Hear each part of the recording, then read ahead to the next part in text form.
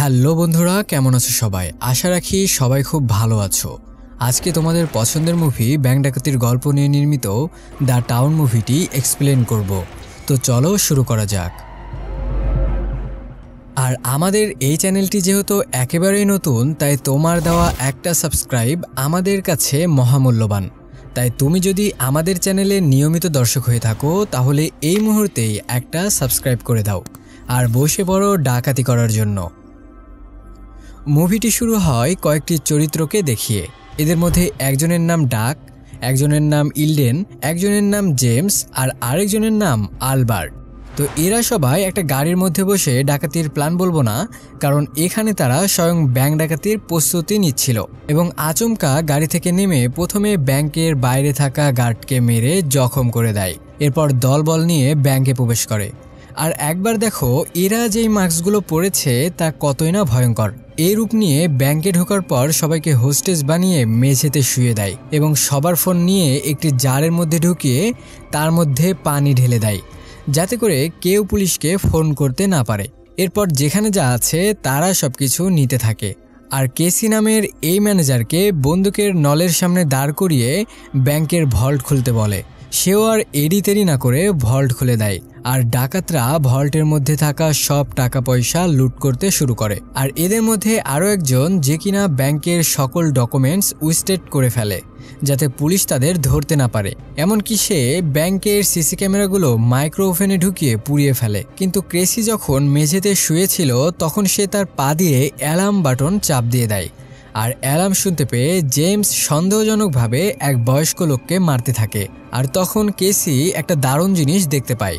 সে ডাকাতদের মধ্যে একজনের ঘাড়ে একটা ট্যাটু দেখতে পায়, যেটা কিনা প্রমাণস্বরূপ সে চাইলে ব্যবহার করতে পারবে। এদিকে ব্যাংক লুটপাট শেষে তারা যখন বের হয়ে যাবে তখন কেসিকে তারা তাদের সাথে ধরে নিয়ে যায়, যাতে কেসির কারণে পুলিশ তাদের সাথে কোনো রকম ঝামেলা না করে। যাই হোক, অনেক দূর যাওয়ার পর একটা ফাঁকা জায়গায় গিয়ে কেসিকে তারা ছেড়ে দেয়। এরপর দেখা যায় সেখানে পুলিশ ইনভেস্টিগেশন করতে এসেছে, কিন্তু এই অভাগারা এখানে এসে ডাকাতদেরকে ধরার মতো কোনো ক্লু খুঁজে পায় না, কারণ ডাকাতরা পালিয়ে যাওয়ার আগে তাদের হাতের ফিঙ্গারপ্রিন্ট সহ ব্যাংকে ঢোকার সকল প্রমাণ লুপাট করে ফেলে। এরপর এরা সবাই মিলে একটা সেফ জায়গায় দেখা করে। তারা সেখানে ক্রেসিকে নিয়ে আলোচনা করে। আর জেমস বলে, কেসির কাছ থেকে আমি তার ড্রাইভিং লাইসেন্সটি নিয়ে নিয়েছি, আর সেখান থেকে আমি জানতে পেরেছি যে কেসি আমাদের এলাকা থেকে মাত্র 4 কিলোমিটার দূরে থাকে।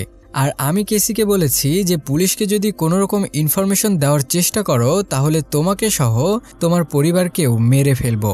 আর জেমসের মাথা সবসময় এমনিতেই গরম থাকে, তাই সে বলে আমি তাকে এখন থেকে ফলো করব। আর যদি কেসি পুলিশের কাছে কিছু বলতে চায় তাহলে আমি কেসিকে মেরে ফেলবো। কিন্তু ডাক আবার হুটহাট এরকম খুন খারাপ একদমই পছন্দ করে না। তাই সে জেমসকে বলে, যেহেতু তোমার ওপর পুলিশের অনেকগুলো কেস আছে তাই কেসিকে আমি ফলো করব, আর আমি তার বিষয়ে যে জানতে পারবো তা তোমাকে জানিয়ে দেব। তখন জেমস ডাককে বলে, ঠিক আছে, তাহলে সেটাই করা হোক। এরপর ডাকাতরা বেশ কিছু জায়গায় যায়, যেখানে গিয়ে চুরি করা টাকার ভাগ দেয়, যাদের কাছ থেকে তারা বন্দুক, গাড়ি এসব কিছু নিয়েছিল। এরপর টাকার একটা বড় অংশ ফার্গি নামের একজনকে দেয়, আর ইনি হলো গভীর জলের মাছ, কিন্তু কখনো তাকে পানিতে থাকতে দেখা যায় না। অর্থাৎ সে এই গ্যাংয়ের লিডার, আর তার কথা মতোই ডাকেরা কাজ করে থাকে।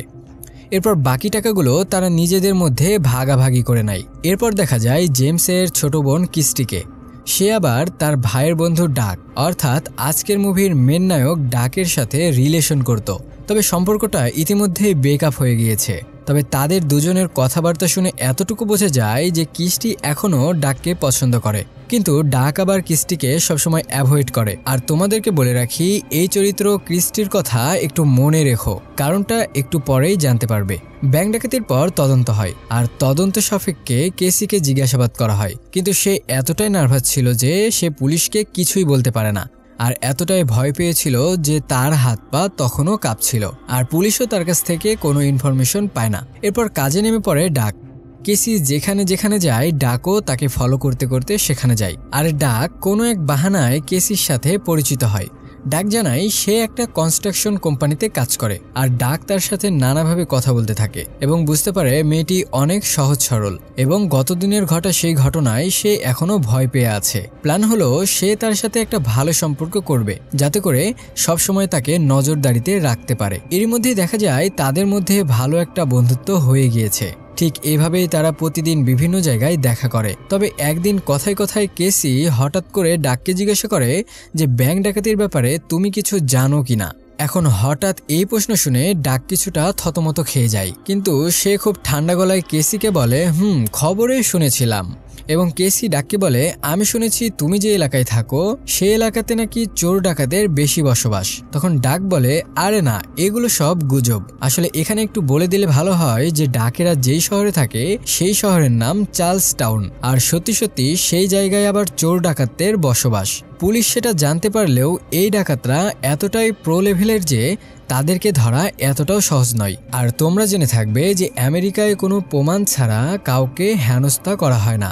যাই হোক, পরের দিন ডাক জেমসের সাথে দেখা করলে জেমস ডাককে কেসির ব্যাপারে জিজ্ঞাসা করে। তখন ডাক বলে তার মনে হয়েছে যে কেসি তাদের কাউকেই চিনতে পারেনি, পুলিশকে দেওয়ার মতো কোনো ক্লু সে দেখতে পায়নি। কিন্তু ডাক যে কেসির অনেক ভালো বন্ধু হয়ে গিয়েছে সে ব্যাপারে ডাক জেমসকে কিছুই বলে না। অন্যদিকে FBI এজেন্ট অ্যাডাম ব্যাংক চুরির তদন্ত করতে চলে যায় চার্লস টাউনের এক গ্যাংস্টারের বাসায়। সেই লোকটাকে আচ্ছা মতো কেলিয়ে ওর মুখ থেকে ডাকাতের ব্যাপারে তার কাছে কোনো ইনফরমেশন আছে কিনা সেটা বের করে ফেলে। লোকটা জানায় সে কেবল এটাই জানে যে ডাকাতরা ডাকাতি করার সময় কোনো এক উপায়ে ব্যাংকের ভল্টের অ্যালার্ম সিস্টেম বন্ধ করে ফেলে। তখন অ্যাডাম খোঁজখবর নিয়ে জানতে পারে যে ব্যাংকের মধ্যে অ্যালার্মগুলো বন্ধ করাটা একদম সহজ কাজ নয়। এই কাজটা কেবলমাত্র ভেরিকম নামের কোম্পানির লোকদের পক্ষেই সম্ভব। এরপর আমরা আবারও কেসিকে ডাকের সাথে দেখতে পাই। কথাতে কথাতে এবার কেসি ডাককে সেই দিনের সেই ব্যাংক ডাকাতদের বিষয়ে বলে যে আমি তাদের কাউকে চিনতে পারিনি, কারণ তারা সবাই মাস্ক পরেছিল। তবে আমি তাদের একজনের ঘাড়ে ট্যাটু দেখতে পেয়েছিলাম, কিন্তু পুলিশকে আমি এই বিষয়ে কিছুই বলিনি। আর এত বড় একটা কথা শোনার পর ডাক তো পুরাদমে থ মেরে গিয়েছে, কারণ এই তথ্য দিয়ে তাদের গ্যাংয়ের সবাইকে ধরা সম্ভব। কেসি ডাককে জিজ্ঞাসা করে যে সে FBI কে এই বিষয়ে বলবে কিনা। তখন ডাক চালাকি করে বলে হ্যাঁ, তুমি তাদেরকে এ কথা জানাতে পারো, তবে ডাকাতরা যদি এটা জানতে পারে তাহলে তোমার ক্ষতি করে ফেলবে, তাই আমার মনে হয় না বলাই ভালো। তখন কেসিও FBI কে এই বিষয়ে কিছু না বলার ডিসিশন নেয়। এরপর ডাক যখন কেসিকে তার বাড়িতে ড্রপ করে দিতে যায় তখন কেসি ডাককে জানায় যে আমি আমার বাসায় অন্য রাস্তা দিয়ে আসি, তার কারণ হলো একদল মাস্তান আমাকে প্রতিদিনই অনেক বিরক্ত করে। ওই যে দেখো না রাস্তার ছেলেগুলো যেমনটা করে তেমনটা। এটা শুনে ডাকের তো মাথা পুরাই গরম হয়ে গিয়েছে, আর ডাক কেসির কাছ থেকে সেই বখাটেগুলোর ঠিকানা নিয়ে নেয়। এরপর ডাক আর জেমস মাস্ক পরে কেসিকে টিস করা বখাটে লিডার অ্যালেক্সের বাড়িতে যায়। এরপর দরজা খুলে কিছুক্ষণ তার উপর চলে সেই লেভেলের আদর যত্ন। সে নিজেও বুঝে নেয় যে তাকে কেন এইভাবে আদর সোহাগ করা হচ্ছে, কিন্তু জেমসের মাথা সবসময় গরম থাকায় সে এবারও এর দুই পায়ে দুটো গুলি করে সেখান থেকে বের হয়ে যায়। পরের দিন কেসির সাথে আবারও তার দেখা হয়। এবার ডাক কেসিকে তার জীবনের গল্প খুলে বলে যে কিভাবে তার মা তাকে 6 বছর বয়সে রেখে চলে গিয়েছিল, এছাড়াও তার বাবা কিভাবে মারা গিয়েছে সেটাও ডাক কেসিকে খুলে বলে। আসলে ডাকের মা বেঁচে আছে কিনা তা তোমরা কিছুক্ষণ পরে জানতে পারবে। তবে ডাকের বাবা আসলে মারা যায়নি, সেও ডাকাতি করত আর ধরা পড়ে এখন জেলে রয়েছে, যেটা আবার ডাক কেসির কাছ থেকে লুকিয়ে রাখে। আর কেসি এটাও জানতে পারে যে ডাক একসময় লোকাল আইস হকি ক্লাবের খুব ভালো একজন খেলোয়াড় ছিল, কিন্তু পরবর্তীতে ডাক নানা ঝামেলার কারণে এই খেলা ছেড়ে দিতে বাধ্য হয়। অন্যদিকে FBI এজেন্ট অ্যাডাম তার কাজ ঠিকমতো করে যাচ্ছিল। এবার এই কেসে সে এমন একটা ক্লু পেয়ে যায় যেটা ডাকাতদেরকে তাদের হাতে নিয়ে আসবে। ভেরিকমের যেই কর্মীকে তারা খুঁজছিল তারা তার ব্যাপারে জেনে যায়, আর এই ব্যক্তি হলো ডাকের বন্ধু জেডমন্ড এলডেন। তাই পুলিশ এবার এলডেনকে ফলো করা শুরু করে, কিন্তু পুলিশ একদমই কোনো পাকাপোক্ত কোনো প্রমাণ পায় না, তাই এলডেনকে তারা কিছুই বলতে পারে না। তবে এলডেনের সাথে যারা যারা থাকে তাদের সবাইকে পুলিশ ফলো করতে থাকে। এদিকে কেসি যখন একটা রেস্টুরেন্টে বসে কথা বলছিল, ঠিক সেই সময় কেসি ফ্রেশ হওয়ার জন্য টেবিল থেকে উঠে যায়। আর ঠিক সে সময় হাজির হয় জেমস। ডাক জেমসকে দেখে অনেকটাই ভয় পেয়ে যায়, কারণ জেমস জানে না যে কেসির সাথে ডাকের ভালো বন্ধুত্ব হয়ে গিয়েছে। আর তার উপরে জেমসের গলায় যে ট্যাটু আছে, এটা যদি কেসি একবার দেখে ফেলে তাহলে সে জেনে যাবে যে এরাই হলো সেদিনকার ব্যাংক ডাকাত।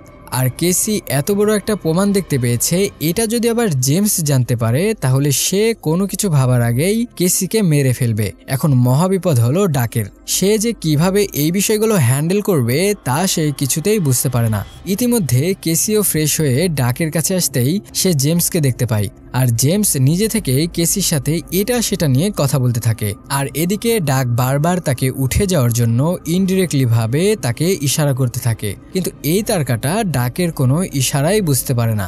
যাই হোক, শেষমেশ জেমস সেখান থেকে চলে যাওয়ার সময় ডাক তার ট্যাটুকে নিজের হাত দিয়ে ঢেকে ফেলে। আর এর ফলে কেসি সেটা দেখতে পায় না। আর কেসির সাথে দেখা করে আসার পর ডাক জেমসের সাথে দেখা করতে গেলে সে প্রচন্ড রেগে যায়, কেননা সে বুঝে গিয়েছে যে তারা দুজন ইতিমধ্যেই খুবই ক্লোজ হয়ে গিয়েছে। আর এটা পুরো গ্যাংয়ের জন্য বিশাল ঝুঁকির কারণ। তাই জেমস ডাককে এইসব বাদ দিয়ে পরবর্তী মিশনের জন্য প্রস্তুতি নিতে বলে। কিন্তু ডাক আবার কোনো নতুন মিশনে যেতে চায় না, কারণ সে চায় এই লাইফ থেকে বেরিয়ে কেসির সাথে সুন্দর একটা জীবন উপভোগ করতে। কিন্তু এই মুহূর্তে সে জেমসকে এটা বলতে পারছে না। ডাক বলে, আমি এখন নতুন মিশনে যাওয়ার জন্য পুরোপুরি রেডি না। কিন্তু জেমস তার কোনো কথাই শুনতে চায় না এবং সে নতুন মিশনের জন্য তাকে রেডি থাকতে বলে। এদিকে ডাক আর কেসি ইতিমধ্যে তারা দুজন বেশ ক্লোজ হয়ে গিয়েছে। এরপর দেখা যায় এটা সেই দিন যেদিন ডাককে আবারও ডাকাতি করতে যেতে হবে। তারা আজকে ডাকাতি করবে টাকা ভর্তি গাড়ি থেকে। আর এটার জন্য তারা একটা গাড়িতে করে মুখে মাস্ক লাগিয়ে সেই গাড়ির কাছে উপস্থিত হয়। আর দুর্বিষহ রূপ নিয়ে গাড়িতে থাকা ড্রাইভার আর গার্ডকে মারধর করতে থাকে। এরপর জেমস টাকাগুলোকে ব্যাগে ভরতে শুরু করে। হঠাৎ একটা গার্ড এসে ইলডেনের মাথায় বন্দুক রেখে ব্ল্যাকমেল করতে থাকে, কিন্তু এই তো আর জানে না যে এরা আবার কি জিনিস। তখন জেমস নিজেই তার বন্ধুর ওপর গুলি চালাতে শুরু করে। আর এই ভয়ে গার্ড তাকে ছেড়ে দেয়। আর সবগুলো গুলি গার্ডের গায়ে লাগে আর সে সেখানেই মারা যায়। আর ইলডেনের কিছু হয় না, কারণ সে বুলেট প্রুফ জ্যাকেট পরেছিল। এরপর দ্রুত গাড়িতে উঠে গিয়ে সেই স্থান ত্যাগ করে। আর তারা সে সময় এমন এক পরিস্থিতিতে পড়ে যে সেখান থেকে তাদের সামনে আগানোর কোনো অপশন থাকে না। তাই জেমস সহ সবাই এবার পুলিশের গাড়িকে লক্ষ্য করে ফায়ারিং করতে বাধ্য হয়। আর তাদের ফায়ারিংয়ে পুলিশ কিছুটা পিছু হটলে তারা আবারও সামনে চলা শুরু করে।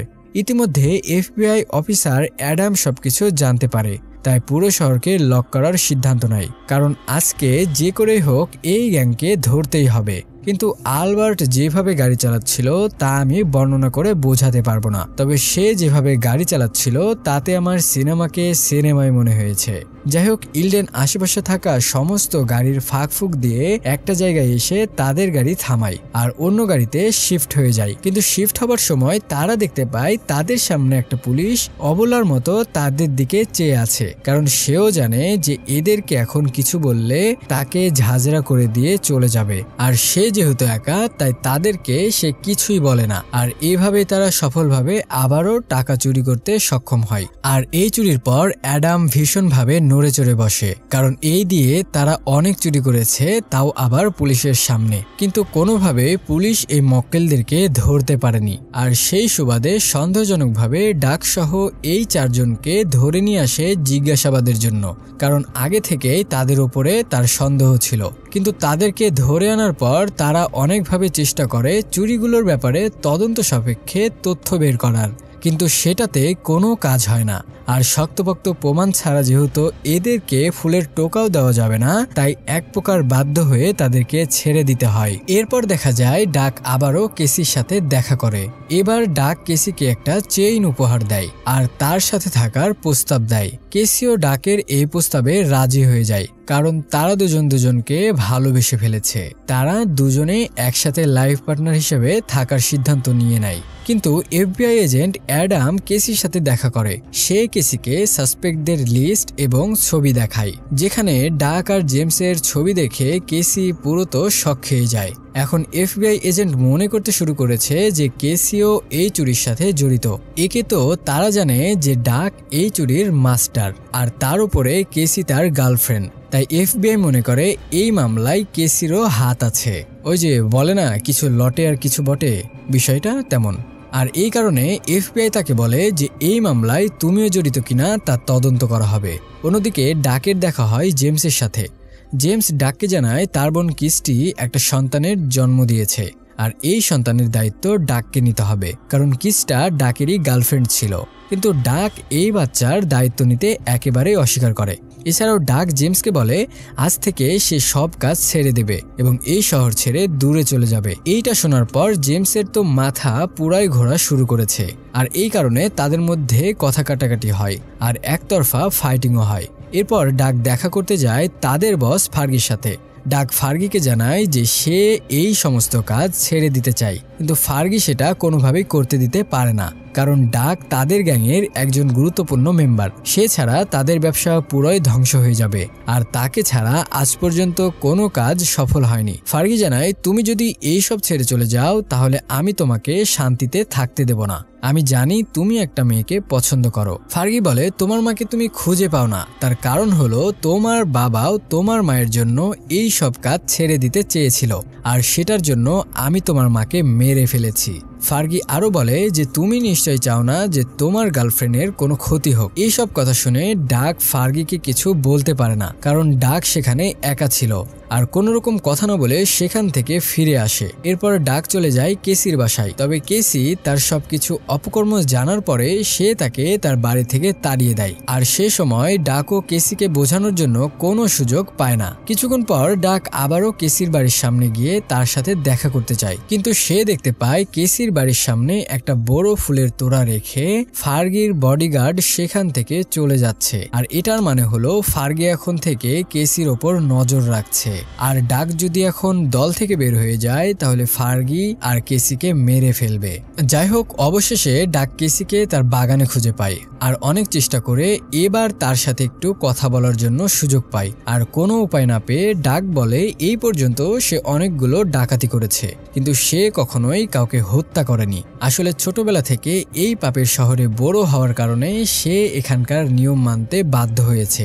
ডাক কেসিকে বলে সে জীবনের শেষবারের মতো আরেকটা ডাকাতি করতে যাচ্ছে, আর এটার পরে সে সমস্ত কিছু ছেড়ে দেবে। তখন কেসির মনটা কিছুটা নরম হয়, আর সে খুশি হয় এই কারণে যে ডাক কেসিকে সবকিছু বলে দিয়েছে। আর কেসি এটাও বিশ্বাস করতে শুরু করেছে যে ডাক এটার পরে সত্যি সত্যি এইসব কাজ ছেড়ে দিবে। এরপর দেখা যায় ফার্গি সবাইকে ডেকে ইনস্ট্রাকশন দিচ্ছে। সে বলে দুদিন পরেই কাছের একটা স্টেডিয়ামে বেসবল টুর্নামেন্ট হতে চলেছে। এই টুর্নামেন্ট উপলক্ষে স্টেডিয়ামে মোটা অঙ্কের প্রাইজ মানি সহ প্রচুর ব্যাটিং এর টাকা থাকবে। যদি তারা সফলভাবে সেই টাকা লুট করতে পারে তাহলে প্রায় $3 মিলিয়ন তাদের হাতে আসবে। তাই এবার তাদের কাজ হবে এই স্টেডিয়াম থেকে টাকা চুরি করা। অন্যদিকে অ্যাডাম আবার ডাকের এক্স গার্লফ্রেন্ড কিস্টিকে ইমোশনাল ব্ল্যাকমেল করতে শুরু করে। সে বলে আচ্ছা কিস্টি, তোমাকে কি কখনো ডাক হীরের নেকলেস গিফট করেছিল? কিস্টি বলে কই না তো। তখন অ্যাডাম কিস্টিকে কেসির সব কথা জানিয়ে দেয়, আর কিস্টি তখন রাগের মাথায় সব সত্যি বলে দেয় আর পরের মিশনের ব্যাপারে অ্যাডামকে জানিয়ে দেয়। অন্যদিকে ডাক আর জেমস ততক্ষণে তাদের প্ল্যান মোতাবেক পুলিশ সেজে গোপন এক পথ দিয়ে স্টেডিয়ামের মধ্যে ঢুকে পড়ে। সেখানে ঢুকেই প্রথমে এক লোকের সাহায্যে তারা সেখানকার সমস্ত সিসিটিভি ক্যামেরাগুলো বন্ধ করে দেয়। এরপর একদম আসল পুলিশ সেজে তারা ওখানে থাকা সব অরিজিনাল অর্থাৎ খাঁটি পুলিশদেরকে আটক করে ফেলে। এরপর লকারের ভেতরে যেসব গার্ড ছিল তাদেরকে ফ্যামিলির ভয় দেখিয়ে ভল্টে ঢুকে সমস্ত টাকা লুটে নেয়। এরপর ব্যাগ ভর্তি টাকা নিয়ে তারা ব্যাগগুলোকে তাদের গাড়িতে এক এক করে তোলা শুরু করে। আর চারিদিকে এত মানুষ থাকা সত্ত্বেও তাদেরকে কেউ সন্দেহ করেনি, কারণ সিকিউরিটির জন্য পুলিশরা প্রায়ই সেখানে রাউন্ড দিচ্ছিল। তাদের প্ল্যান ছিল তারা সেখান থেকে অ্যাম্বুলেন্স করে পালিয়ে যাবে, তাই তারা সবাই হেলথ ওয়ার্কারদের পোশাক পরে নেয়।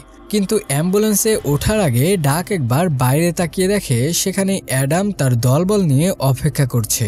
আর সে বুঝে যায় এই প্ল্যান নিশ্চয় লিক হয়ে গেছে, আর তা না হলে আজ এখানে এফবিআইরা কোনো মতেই আসতে পারতো না।